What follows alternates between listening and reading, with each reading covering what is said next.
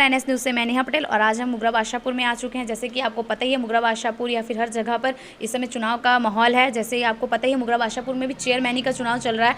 तो आज हम मुगरा बादशाहपुर में आए हुए हैं भाजपा की जो महिला मोर्चा की मंडल अध्यक्ष श्रीमती नीलम गुप्ता जी से मिलने आए हैं कि उनसे पता करेंगे कि यहाँ पर चुनाव का क्या माहौल है या फिर ये एक महिला होकर अपना संगठन छोड़कर ये क्यों चुनाव में आ रही है। तो पहले तो मैम आपका बहुत बहुत स्वागत है हमारे चैनल पे। मैम ये बताइए, आप संगठन छोड़कर चुनाव में आने का आपने क्यों सोचा? सबसे पहले तो मैंने संगठन नहीं छोड़ा, मैं संगठन को लेकर चल रही हूँ और यदि मुझे संगठन अगर टिकट देती है तो महिला सीट आता है, टिकट मिलता है तो ही मैं चुनाव लड़ूंगी। अपने संगठन से हटकर, अपने पार्टी से हटकर मैं चुनाव नहीं लड़ूंगी। मैम ये बताइए, आप देख रही हैं कि महिलाएं बहुत ही दबी रहती हैं हमेशा, मतलब हर कोई काम करने में बहुत ज़्यादा असहाय रहती हैं। तो आप अपने यहाँ की महिलाओं को क्या मैसेज देंगी?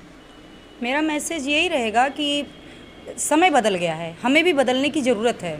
अगर हम जैसे पहले के लोग रहते थे, पहले की महिलाएं दबी कुचली सी पड़ी रहती थी, अगर वैसे ही रहेंगे ना तो विकास होना तय ही नहीं है। क्योंकि विकास कहीं ना कहीं आधी आबादी अपने देश में महिलाओं की है, विकास महिलाओं से ही है। अगर महिलाएं आगे आएंगी तो ही विकास संभव है। तो महिलाओं को आगे आना चाहिए, शिक्षित होना चाहिए, जागरूक होना चाहिए, अपने हक के लिए लड़ना चाहिए। मैम अभी बादशाहपुर में आप देख रही हैं कि डेंगू का बहुत ही ज़्यादा प्रकोप है। तो इस पे आप कितना कार्य कर रही हैं कि मतलब दवाई छिड़काना, या फिर देख रही हैं आपको पता है कितने लोगों की मौत हो रही है बादशाहपुर में, तो इस पर आप क्या कहेंगे? देखिए, ये तो एक आपदा है और इसके लिए फॉगिंग वगैरह यहाँ के चेयरमैन साहब हैं और जो भी हो सक रहा है, दवाई का छिड़काव है, तरह तरह की चीज़ें करवा रहे हैं। अब इसमें ये हो सकता है कि इस कार्य को और तेज़ी से करवाया जाए। विपक्षी पार्टी को क्या मैसेज देंगी आप? विपक्षी को क्या मैसेज देना है, वो अपने तरफ से लगे हैं, हम अपनी तरफ से लगे हैं। लेकिन ये है कि हमारे जो मोदी सरकार है इतना कार्य करवा दिए हैं कि विपक्षियों का कोई वैल्यू है ही नहीं। अब वो अगर अपने से कूद रहे हो तो कूद लें, लेकिन आना तो भाजपा को ही है, चाहे टिकट मुझे मिले या किसी को भी। भाजपा हमारी संगठन जिसको भी टिकट देगी, मेरा सपोर्ट उसके साथ है, मुझे मिले टिकट या ना मिले, मैं अपने संगठन के साथ हूँ। मैम विपक्षी पार्टी हमेशा बोलती है कि डबल इंजन की सरकार है, इसीलिए यहाँ पर बहुत कम काम होता है या फिर महंगाई इतना बढ़ा दे रहे हैं लोग। मतलब आपको पता ही है कितनी महंगाई भी बढ़ गई है। तो विपक्षियों का कहना है कि अगर दूसरी सरकार आती है तो भाजपा अगर साफ होती है तो हमारा मतलब काम अच्छे खासे, मतलब जो हमारी महंगाई है वो सही सलामत हो जाएगी। तो आपको कितना लगता है कि महंगाई सच में रुकेगी अब? देखिए, महंगाई लगता है कि महंगाई सच में रुकेगी अब? देखिए, महंगाई विपक्षियों के लिए एक मुद्दा है, वो महंगाई चिल्ला रहे हैं, लेकिन सुरक्षा कितना बढ़ा है वो किसी को दिख नहीं रहा है।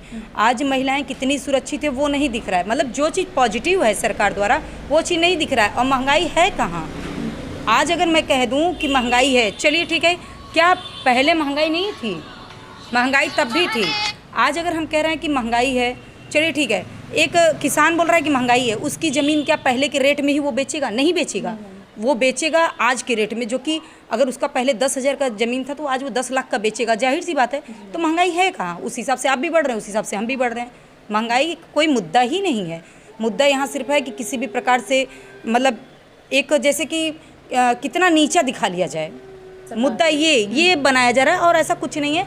हम तो कई महिलाओं से मिलते हैं, गांव में जाते हैं और जगह जाते हैं, वहाँ तो महिलाएं कहती हैं हम बहुत सुरक्षित हैं। आज लड़कियां अकेले कहीं भी जा रही हैं, कहीं से भी आ रही हैं, बहुत सुरक्षित महसूस कर रही हैं अपनी सरकार में। और लोग तो बोल रहे हैं, आज की लड़कियां, आज की जनरेशन, आज के बच्चे बोल रहे हैं कि मोदी जी हर हाल में हमारे लिए सही हैं और हम वोट देंगे तो मोदी सरकार को ही देंगे और कहीं कोई ऑप्शन बचा नहीं है। मैम अभी आप देख रही हैं जैसे कि मैंने बहुत कुछ आपके बारे में यहाँ सुना है मुगरा बादशाहपुर में कि आपकी लाइफ जो बहुत स्ट्रगल थी, तो अब के लाइफ में और पहले की लाइफ में क्या अंतर था? बहुत मैंने सुना है और फिर आपने मुझे बताया भी था कि आपने बहुत स्ट्रगल किया है। तो इस पर आप क्या कहेंगे? देखिए, संघर्ष के बिना तो कुछ कहा ही नहीं जा सकता है। जीवन अगर आप संघर्ष कर रही हैं तो ही समझिए कि आप जिंदा हैं, और कोई मर गया तो उसके लिए संघर्ष ही नहीं है। तो मेरी लाइफ जो संघर्ष से भरी है, मुझे उससे कोई शिकवा या गिला नहीं है। ठीक है, मुझे संघर्ष करना अच्छा लगता है और मुझे ये लाइफ बहुत अच्छी लग रही है। मैं चाहूँगी कि आगे भी मैं संघर्ष करूँ और आगे बढ़ूँ महिलाओं के लिए, समाज के लिए, और अगर मुझे मौका मिला तो मैं इस नगर के लिए भी बहुत कुछ करूँगी। Thank you ma'am.